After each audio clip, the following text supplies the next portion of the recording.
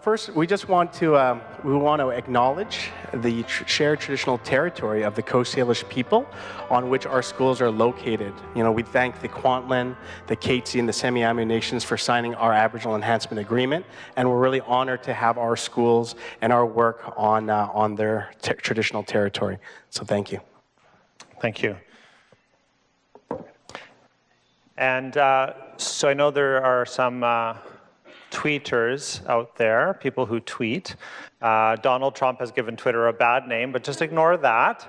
We'll give it a good name, and we'll see if we can get SD36 to trend again tonight. So there are some Twitter handles you might want to mention, and of course our SD36Learn hashtag is the one that if you attach that, it's easy to find everything. So I'm just going to begin, and I'm really excited because we have some really inspirational ed talks.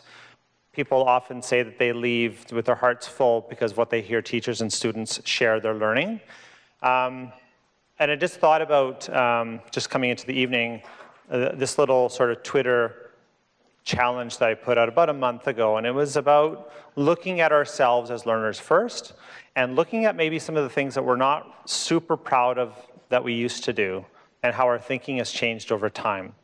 I think back to 20, 25 years ago, and I just cringe at some of the things that I, well-intentioned, did that I know now I probably should not have done. And so I invited people just to use that hashtag, and I was just overwhelmed by some of the insightful tweets that were sent. And this one really caught my eye. I don't know if Heather's here or not. She's from George Greenaway. And this is really looking at that whole idea of comparing yourself to others. And this just gets more and more depressing. And now they're giving them a head start.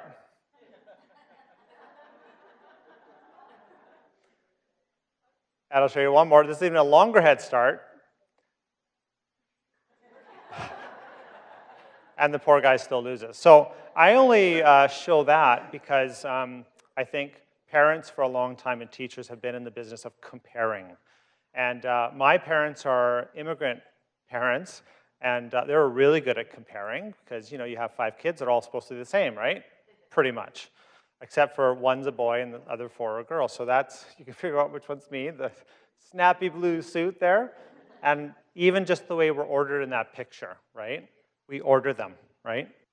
But the issue is that, you know, my parents didn't know any better, and a lot of the parents that you deal with come from systems where they don't know any better. They just know an A is an A, a B is a B. If you're grade 5, you're like all the other grade 5 kids. And if you work with children long enough and adults long enough, you start to realize nothing could be further from the truth.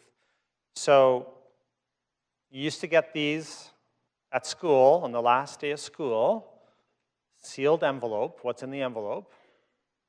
A report card, and the instructions were very clear. Do not open it. This is for your parents, even though it's completely about you. And then here I am, and I'm just this sort of, you know, I'm average, satisfactory, kind, you know, it does his thing. And then that lasted up until university graduation. And if you know my mother, she's a lovely lady, not a mean bone in her body, but on graduation day, she says to me, I never thought it would be you. Good Italian mom, right? But what she was really saying was, nothing in your schooling experience, nothing school ever told me would ever indicate that you would actually meet that milestone. So no offense taken, but it's a comment that stays with you when it's made. So fast forward 25 years, I know you can be really proud of me. I was here yesterday, and I got my 25-year pen. Thank you very much. And just a final illustration of why you should never compare yourself to others. Somebody totally spoiled the party. I don't know if you know this lady, Harriet. She's been a teacher in Surrey for 50 years. Now, she deserves the applause.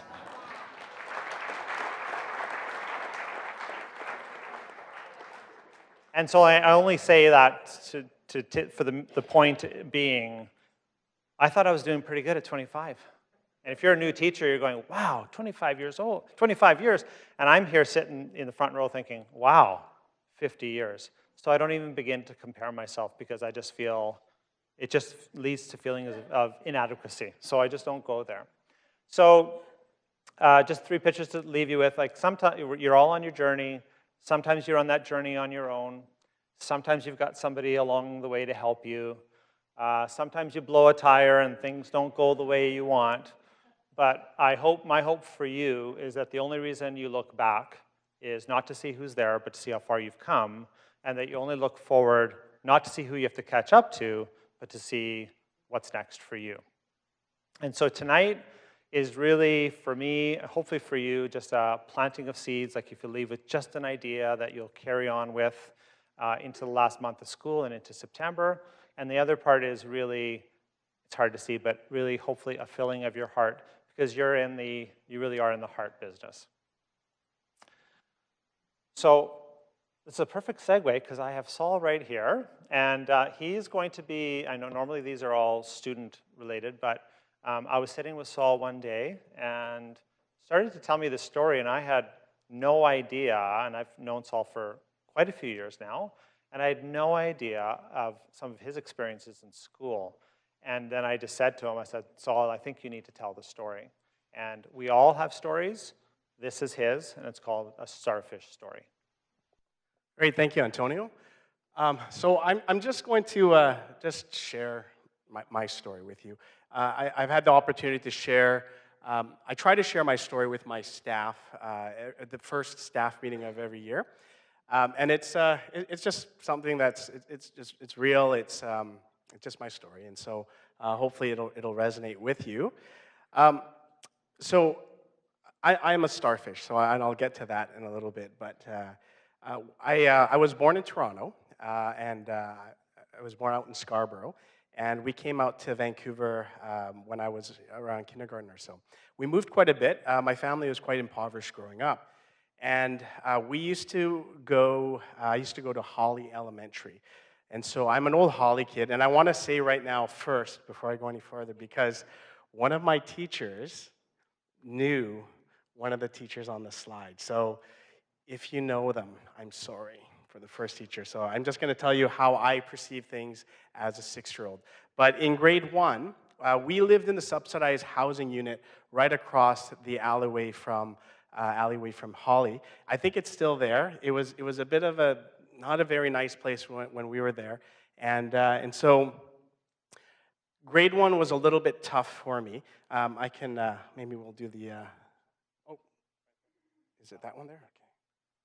Okay, it's good. Okay, so we can come back with me a few years to Holly Elementary, 1981. All right, so I don't know if you can see me there. All right, so that's me, and I'm really sorry if you know the teacher on the right, but I'm just going to share how it was for me in grade 1. So this is me. We lived across the street from Holly, and to be truthful, I was that kid. And truly, I was that kid. My mother was quite concerned about me. I was just the kid that got into trouble all the time. I got into fights, never listened, was really, really difficult.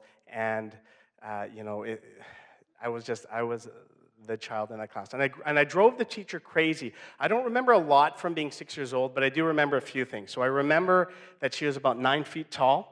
And she would grab me with her claws right here at the kind of the scruff of my neck and say, Solomon, right? And she'd just kind of do this thing. And it was really quite scary. And she was intense. And I knew she didn't like me because every time I came in, there was kind of a bit of a growl and a rumble. And it was, and I didn't like her and she didn't like me. And it was just sort of one of these tense relationships that we had. It got so tense that at the end of grade 1, I failed grade 1. And for all those people who say failing works, I didn't know what failing meant.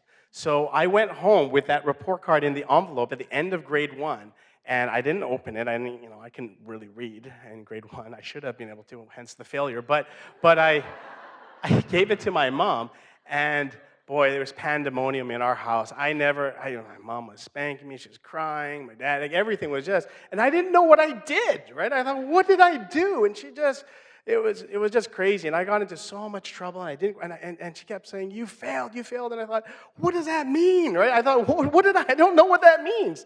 And so finally, my older brother pulled me aside. He said, it means you're dumb. And I went, oh my God, I'm dumb. I don't know. And he said, they're not gonna let you go on. You're gonna go back. And I thought, I don't know what that means, but I kind of cried, and it was all traumatic, and it was a really hard thing. And so I went. I didn't really understand what failure meant, but the following year, this teacher didn't want me, right? So I can imagine the discussions that took place.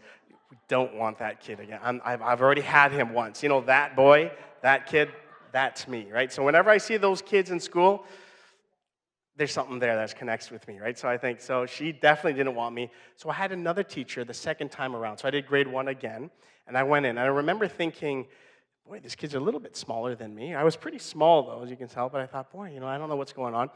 But the second teacher that I had, I don't know any of my teachers' names. I have to change that. So the second teacher that I had in grade 1, I don't remember her name, but what I do remember, and I don't remember any of her lessons or anything like that, but what I do remember is that she loved me, or at least she made me feel like she loved me. I would come into the class, and she would think, oh my God, he's here, and I thought, ah! And she would just, high fives and just made me feel like I was the best thing that ever happened. I don't remember her lessons, but I do remember I love her, right? I was 6 or 7. I thought, oh, I just love that teacher. And she was so patient. I was still a monkey. I was still that kid. As an example, I remember thinking how much I loved her. I wanted to get her a gift. So outside, there was this whole kerfuffle because apparently the bell rang and you're supposed to come in, and they were searching for me, and the principal and everyone was looking for me. I was behind the back of the school. There was a bunch of bushes there, and there were all these black slugs. And so I was trying to get her a gift. So I found an old Slurpee cup, and I was filling it with black slugs because they were really special for her. Right? I just want to give you a flavor of the type of boy that I was, right? So I was filling them. So the bell rang, and I wasn't going to go until this cup was filled. And the principal and everybody, they came and found me, and they said, my God, you're here. Like, we've been looking for you. And they said, give me the cup. And I said, I'm not giving you the cup. This cup is for my teacher.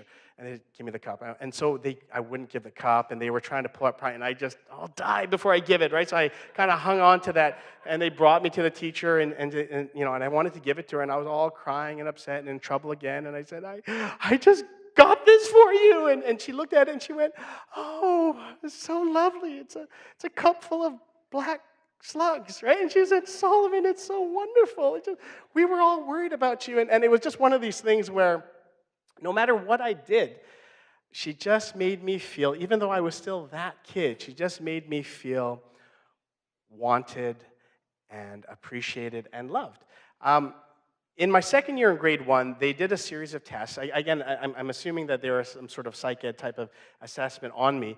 And I think I had ones done earlier, but I kind of purposely wasn't trying. And so I remember this teacher, she sat me down, she said, I really need you to try. Can you try for me? Can you just, really focus and do your best for me? Because, it matters to me. So I did, and I tried to focus. I thought, I got to do this for her because I love her and she loves me, and I really am going to try. And so I did my best on the tests.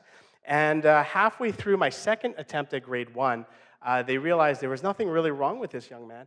And in fact, I was blooming. I was doing really, really well. And so halfway through, sadly enough, they brought me into a grade 2 class. So I had 1.5 years of grade 1, half a year with her made that difference for me, and then they put me back in my age-appropriate grade.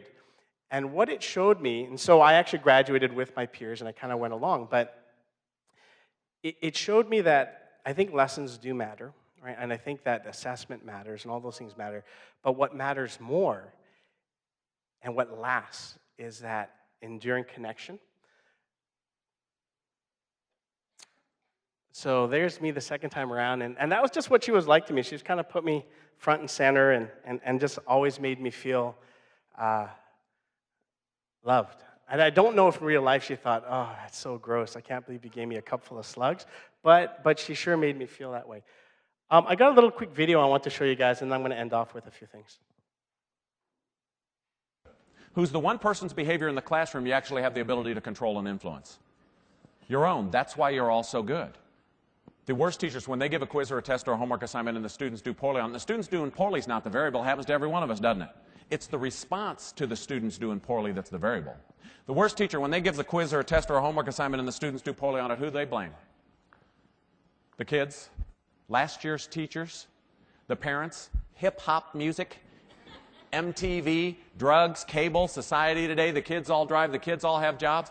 Divorce rate, I've learned if we're waiting for the divorce rate to fall to zero before we start teaching these kids, we're going to be waiting quite a while, aren't we? And it's that willingness to accept responsibility.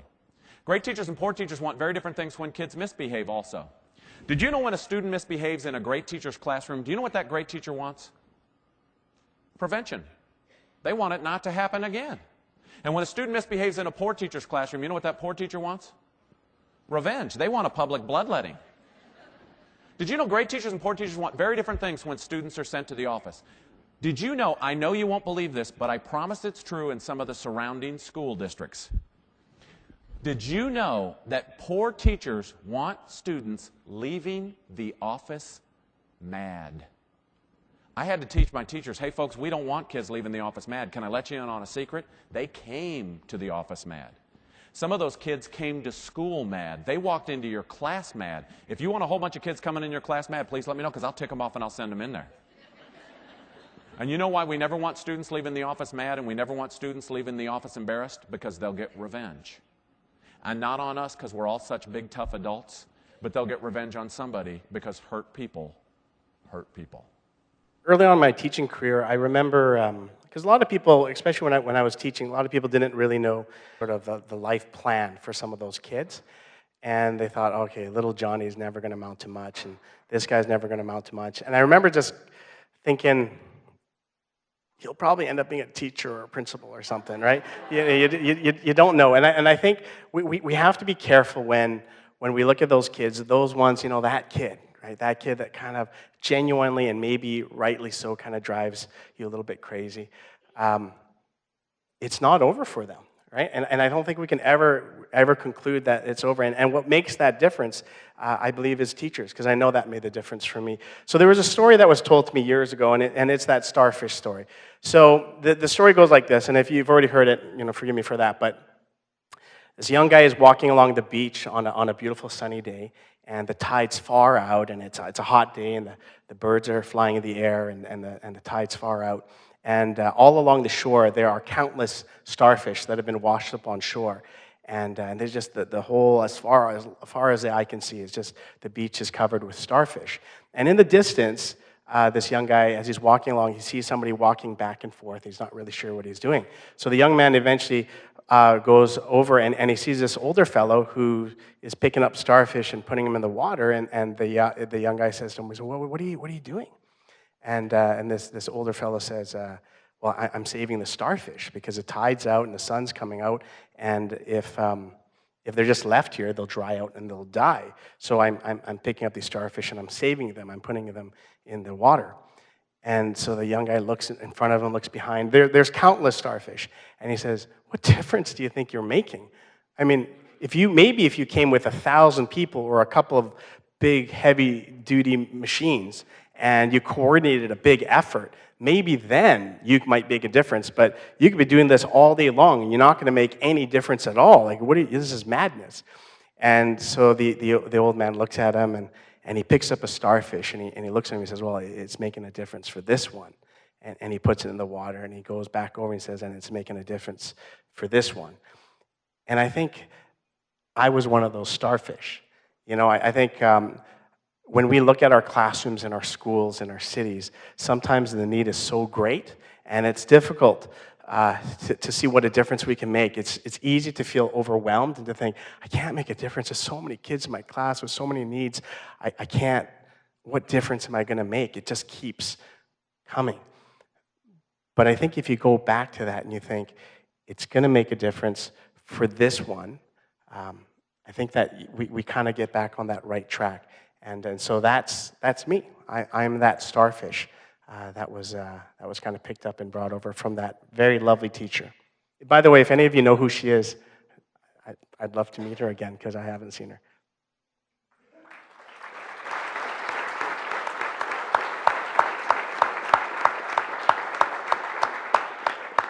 So for the table talk, the question is, who is that student, the starfish, that you're going to commit to make a difference for? What are you going to do to make that enduring difference in that child's life? We'll have 10 minutes table talk. 5 minutes table talk, chat together, and then we'll come back. And before I introduce the introducer, I just want to say something about our the student who's going to present. Samatar entered kindergarten in my final year at George Vanier. And so he kind of came in with his vision teacher over the summer to start working. And if you were here last time, you'll remember we talked about how teachers write on students' hearts, and Samatar is certainly somebody that's written on my heart. And he's quite a character, I just got to tell you. On Thursday, I picked up Samatar from George Vanier, and we drove here, and we came to the 3rd floor, and he practiced the mic a little bit, and then he walked the room, so he knows how many people are here, and he knows how big this room is. And I'm super proud to have him here. And I'm super proud to introduce his teacher this year, Megan Tracy.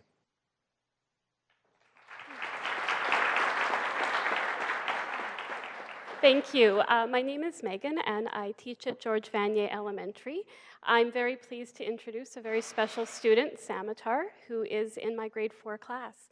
Samatar's story is such a great example of the inclusion that happens in our district and how that positively impacts our students. The resources and the tools that are available to Samatar have allowed him to have the education that he deserves. So please join me in welcoming Samatar as he shares his story with us.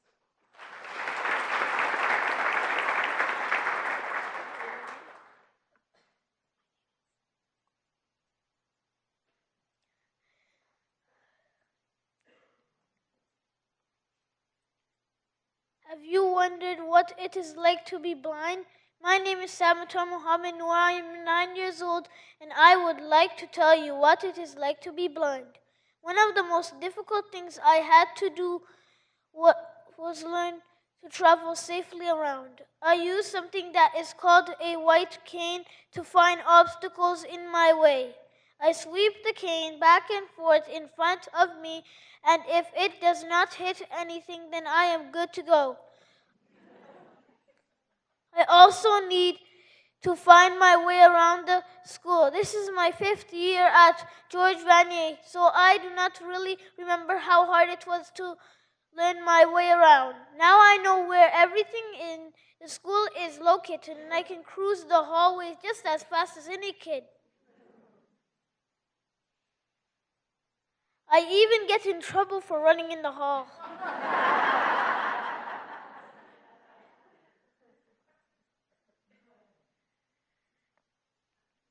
I started to learn how to read and write in kindergarten, just like the other kids.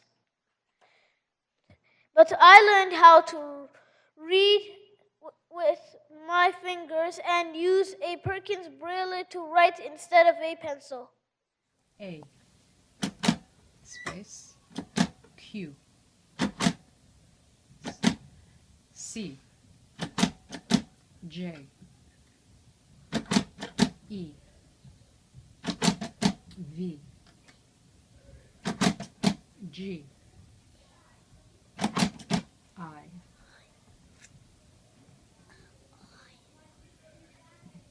Oh! uh-oh, which way does it go? Okay, is that right? All right, eraser. Here's your eraser. Give me my eraser. Okay, you need to put your finger. Attaboy. Erase, erase. I'm glad you found that mistake, though. Good for you. You knew that you made the mistake, and then you went back to correct it. Okay. V, G. Okay, now we need the letter I. I. Which way does I go? Good job. Zoop. All right. As I got older, my tools started to change. I learned about different kinds of technology. I use different technology to do different things. The first thing I got from SETBC was a computer with a refreshable braille display. I've learned how to type on my laptop keyboard. I use my computer when I am working in a group and the other kids need to see my work. My newest piece of technology was a Braille Note Touch. I use my new note taker for all the rest of my written work. With my Braille Note Touch, I can even Braille math and make a print copy for my teacher. This is a very new technology. At recess, I like to play soccer with my friends. I use a ball that has a rattle so I know where the ball is going. Sometimes my friends say they will play with me at recess, but then they say they want to play basketball. I can dribble a basketball, but I can't really play the game because I can't see the hoop and I could get hit with the ball. That makes me very sad. But I can usually find someone else to play with. I get frustrated when people do not know me and ask me what happened to my eyes. That bothers me because so many people ask me and it gets boring to talk about blindness all the time. I would rather talk about which game we will play and what I will need to know for the game we are going to play. My favorite subject at school is PE, but sometimes the class does stuff that I can't do, and that makes me dissatisfied. When that happens, I usually pick a partner to kick a ball with or do something else. I hope you enjoy hearing about the life of a 9-year-old boy, something you can think about. If you had a child with blindness in your class, how that would affect your teaching and activities you do.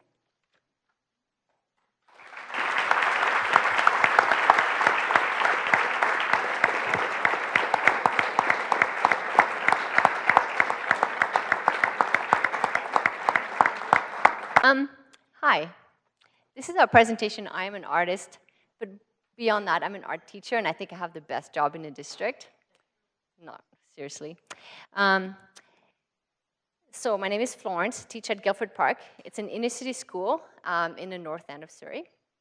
We have a large population of refugees and ELL students, and our art classes get filled with students ranging from beginners who have never even held a pencil to students with no English, mainly designated students with IEPs, and art students like these ladies here who have taken art over and over and over and are heading to art schools. So, yeah. I have embraced a new curriculum. It has given me the freedom to redesign my program in a way that I can do individualized learning as my practice. Students show me their understanding and growth through formative assessment, like most of you do, I'm sure, and their digital portfolio, where they show me evidence of meeting each curricular competency. This is a sample of what my portfolios look like. So my students just have the curriculum reworded in a way that all of my students can understand, and then I give them little hints, and then they show me evidence of learning, of having met that curriculum. And so teaching my classes this way makes it available for every child. This is another example here. So this allows all my students to be successful in my class, no matter what the level they start at or they end at. A lot of my assignments are based on art careers to help students realize that they don't all have to become lawyers or doctors to experience success. I have 3 students here who made a video for you. It's not actually called How Not to Starve as an Artist. We've changed it to I Am an Artist. So we have Lisa here, who's like the comic book geek student right here, and happy to be so. And then I have Meriwether. That's the closest I could get to Meriwether, the environmental hippie student. And Mai, who is the anime student. And they have created this video with the help of our media teacher, Miss Davis, who is not here tonight.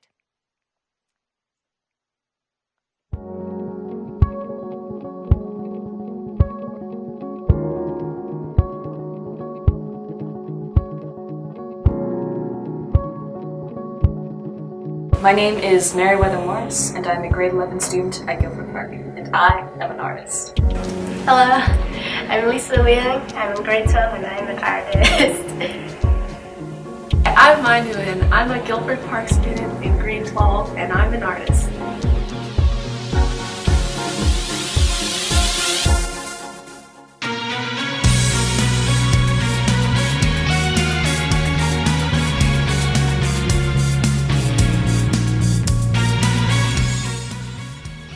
When I was a kid, I used to watch my siblings draw a lot and I would get like really inspired by them. I'm really shy, so being able to express myself through art has helped me talk to people, like help me put out my interests there so they can also, talk to me about it as well. So. Being an artist has also introduced me to a lot of different people who have similar interests to me in art, and I think that's really been great for me because I've been able to meet so many other different people that inspired me to become a better person, not only in art but also in everything that I do. It's made me think about myself a lot more as a person, I guess, and yeah, also meeting new people by doing commissions for people online, like that's really helped me improve as like a hard worker who has to meet deadlines and things like that. With Emily Carr, I got to express myself in different ways. For our final project, we got to present whatever we wanted. So what I did was that I dipped my feet in paint and just did my taekwondo form, and it has really helped me put myself like in the spotlight, the light, which I'm usually afraid of doing.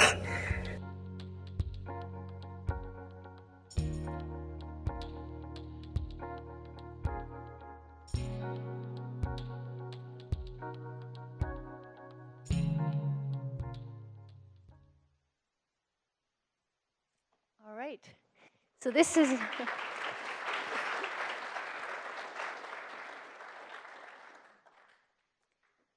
so this is what we have for you today. This is just wanted to highlight that art is important, and it's important to our kids in our schools. It's important in our communities, and we have a couple of questions for you. When, why, and how does a student decide that they are creative or not? At some point, it often happens that students are told, wow, you're really creative, or maybe you shouldn't continue in art. And we don't want that. And how are students supported in our school when they realize that they are creative? That's what we have for you to think about for 5 minutes. And my students are going to walk around, and you can ask them questions or not. It's up to you. Thanks. So I often tell people that I probably have one of the best jobs because I get to go to so many different schools. And as a principal, I often sent groups of students off to the Orange Games. How many of you have heard of the Orange Games before? It's a great event. If you haven't gone, you should go. It's put on by a teacher in the district. The students help Panorama Ridge. And that's when I met Evan. And I met him at the Orange Games. I got there late. I missed sort of the events. But I lucked upon him presenting in the afternoon. So he presented with another student that I knew. And he will tell you, or maybe he won't tell you, but right after I went and I found him and I said, we do these dinners, and I think you should come present because this is a great story. And in 4 or 5 minutes, I was inspired by Evan. I know you will be too. And I do remember him saying, not better, not worse, just different. And I think that's a great mentality to have. So I'd like to introduce Sullivan Heights secondary student, Evan McNamara.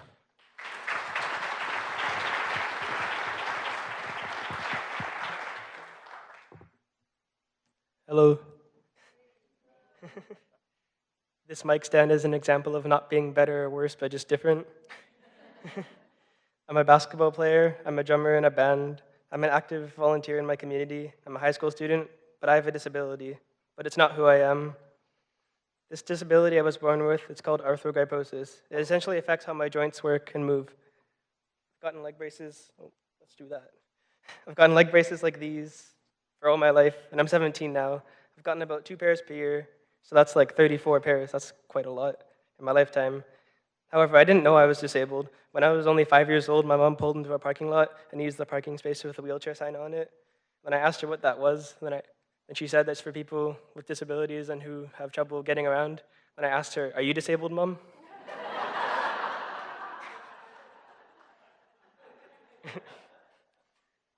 It wasn't until school started that I noticed I was different. I just did things differently than the other kids. We laughed at the same things and talked about things together, but when it came time to tie my shoes and go out to play, I was the last one out every time.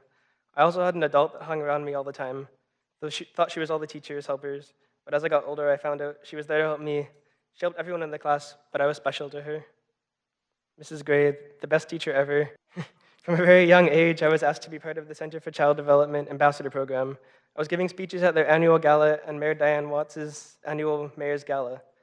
This work has really opened my eyes to the problems and shortfalls that face families with kids with disabilities, and I was eager to help. One of my favorite fundraisers, that's Mayor Diane Watts.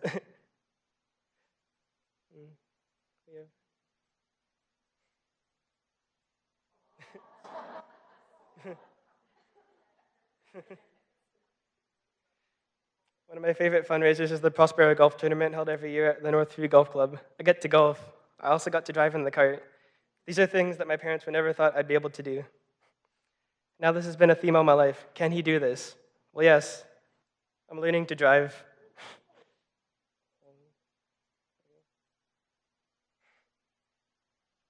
I'm grateful to be growing up in a time where there are physiotherapists and occupational therapists whose goal is to help me make it happen. So that's what I'm going to do, make it happen. Some other things in my life that I've made happen are basketball and playing the drums. In grade 8, I went to the tryout for the basketball team. I worked really hard, but I didn't make the team. That was until a PE teacher talked to the coach and told him to give me a chance. I then got on the team, and once the coach saw me, he had full confidence in me. I've also played basketball in the BC Summer Games and the Winter Games. I play the drums in my school concert and jazz bands, and also play drums and percussion outside of school at the Greater Vancouver Youth Music Academy. I've also decided to play the French horn. My week consists of physiotherapy, massage therapy, and I'm a regular at Children's Hospital. Appointments with orthotists for shoe fittings and getting used to new orthotics every time I go is a yearly battle. I've gotten used to these things, and they're just part of my life. I've never questioned if I can do something or not if it's just how. It's just how I will do it. I'm not better or worse at things, just different. Table talk is, so if you are not better or not worse, just different at things. Think of things that you do in your life that are different than others, and how has this helped you see things in a different way? Thank you.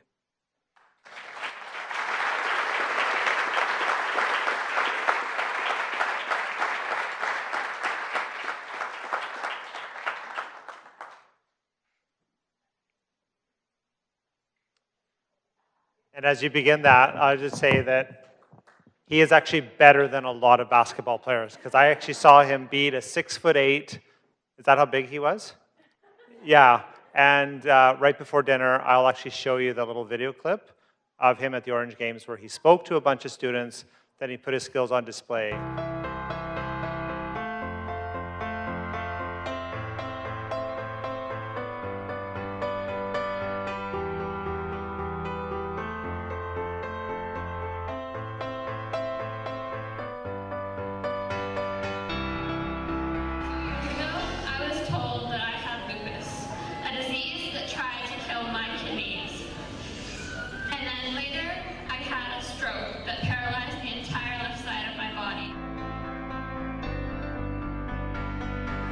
Hello everyone, my name is Evan McNamara. I'm a grade 11 student at Sullivan Ninth. I started basketball at Sullivan Elementary and practiced in my driveway every day. I was a high level dancer with the National Ballet of Canada, and then I ended up in a wheelchair like some of you guys. I surprised a lot of people and beat the odds, and I hope you'll go and do the same. I play differently than a lot of most kids. Not better, not worse, just different. People told me I was never going to dance again, but with lots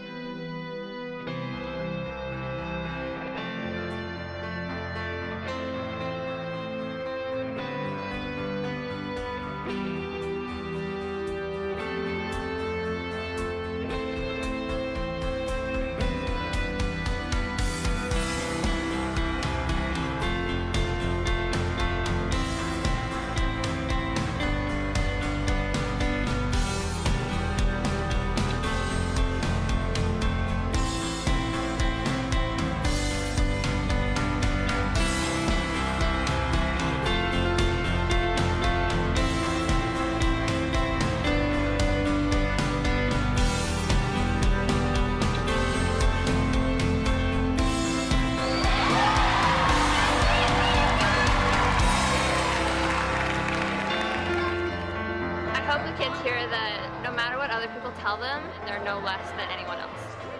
It helps them see that there's people that are doing it, and so they know that it's possible. Because there's other people already doing it that have disabilities, and they know that they have the ability to do it also, but there's nothing that can stop them.